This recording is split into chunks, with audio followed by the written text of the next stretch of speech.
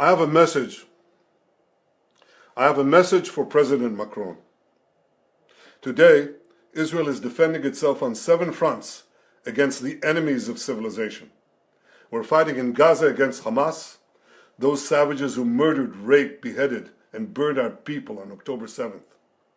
We're fighting in Lebanon against Hezbollah, the most heavily armed terror organization in the world, which was planning an even greater massacre than October 7th on our northern border, and that has rocketed Israeli towns and cities for nearly a year.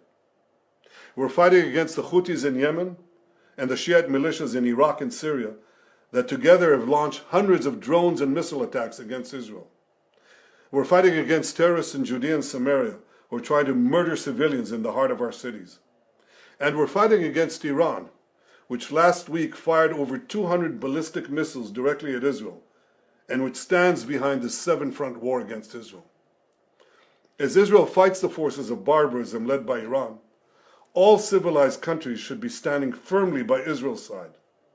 Yet President Macron and some other Western leaders are now calling for an arms embargo against Israel.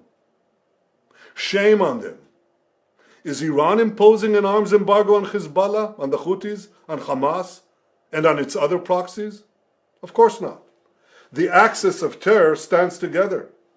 But countries who supposedly oppose this terror axis call for an arms embargo on Israel. What a disgrace. Well, let me tell you this. Israel will win with or without their support. But their shame will continue long after the war is won. For in defending ourselves against this barbarism, Israel is defending civilizations against those who seek to impose a dark age of fanaticism on all of us.